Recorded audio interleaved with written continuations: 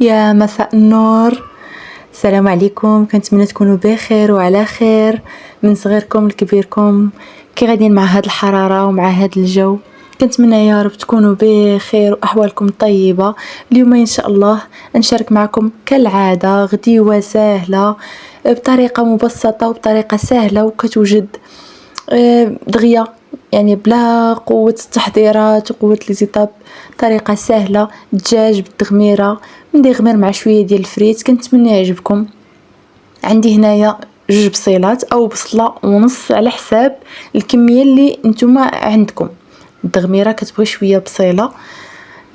عندي قزبر ومعدنوس، وعندي 4 الفصوص الثومة وشوية ديال الحامض مصير. غنقطع كل شيء في الهاشوار ونطحن مزيان مزيان مزيان مزيان. شوفوا، اللي بغى يقطع بيدو يقطع بيدو، اللي بغى يستعمل المهراز كما كان يديروا الامهات ديالنا والناس القدام يستعملوا، اللي بغى يستعمل هكا الهاشوار بطريقه سهله يستعملها. لكم الاختيار. المهم ان هاد المقادير تطحن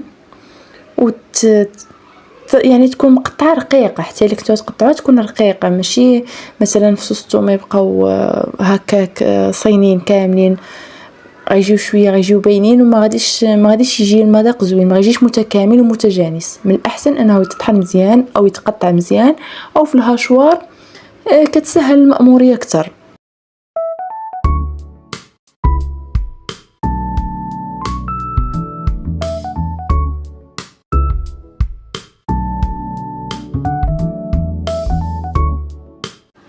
من بعد ما طحنات مزيان ديك البصيله تجانسات مع القزبر ومعدنوس ومع الفصوص الثومه مع الحامض، غادي نخوي داك الخليط في كوكوط. مثلا الا نتوما عندكم الوقت، كنهضر مع الناس اللي عندهم الوقت، تقدروا تخويو في شي بول اخر او في شي سوبيره ولا في اي اناء ولا في كوكوطنيت، وتتبعوا المراحل وتخليوه يترقد واحد المده، ساعه، نص ساعه، ساعتين، على حسب الوقت اللي عندكم. اما الا تداركم الوقت فحال الشكل ديالي دابا، تقدروا نيشان تدوزوا للطياب.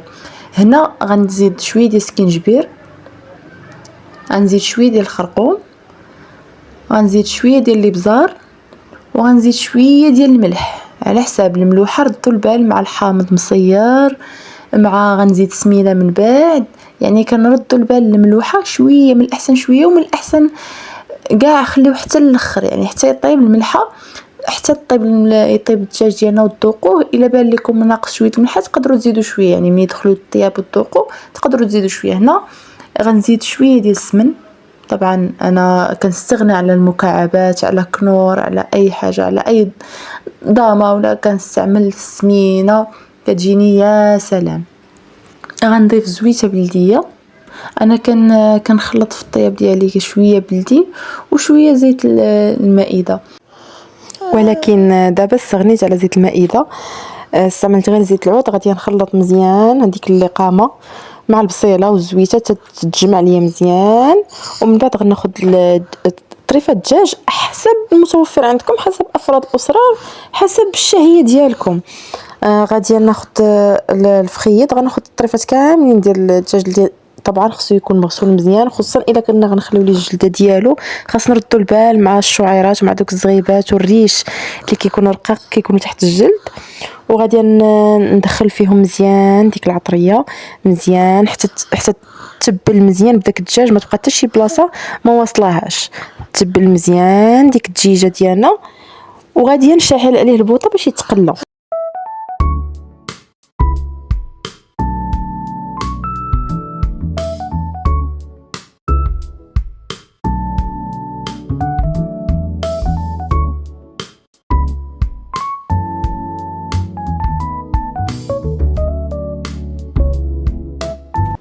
من بعد ما كنحس بها البصيله ديالنا طلقات الميه ديالها ودابت والدجاج ديالنا كيتقلى، غادي نحل عليه الكوكوط باش نحاول انني نحركه ونقلبوا على الجهات الاخرين حتى نشوف انه تقلى مزيان، يعني تقلى ما امكن، حتى الدجاج ديالنا يتغمر، يعني تبان انه وصلاتو التغميره من جميع الجوانب.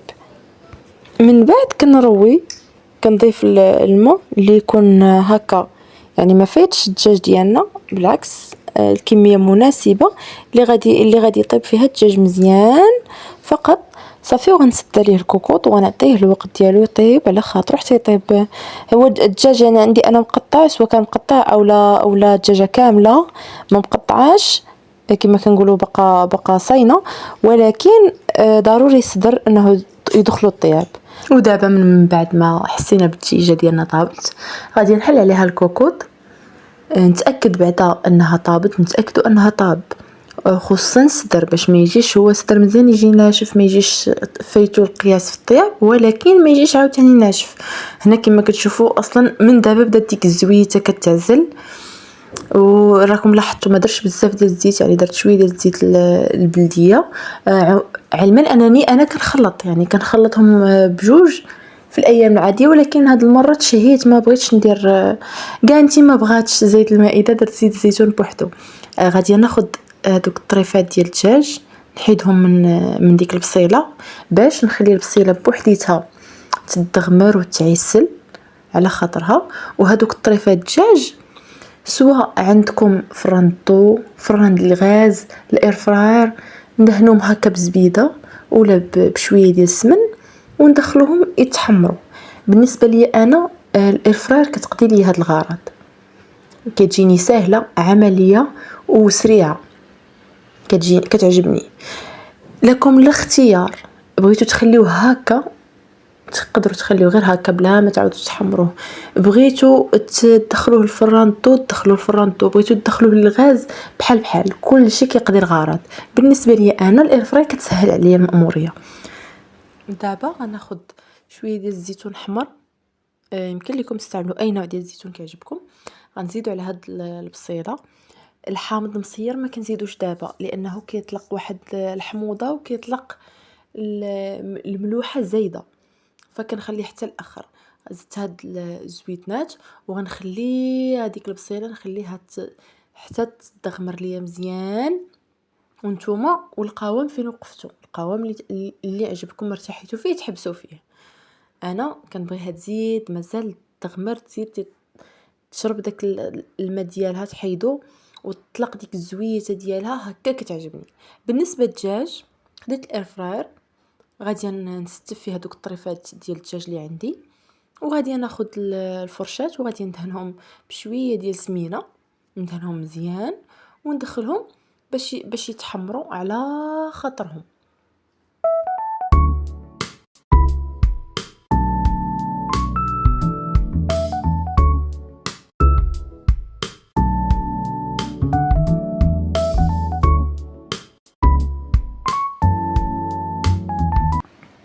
غنرجع للدغيميره ديالي، عافاكم ما تغفلوش عليها من التحراك.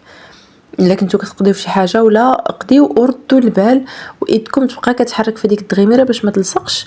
بالنسبه لكم هكا الزويته بدات كتعزل، يعني الزويته بدات كتعزل في الجناب، عرفوا راه الدغيميره ديالكم صافي وجدات. وكنقدموها بالصحه والراحه، كنتمنى تجربوها وتردوا عليا.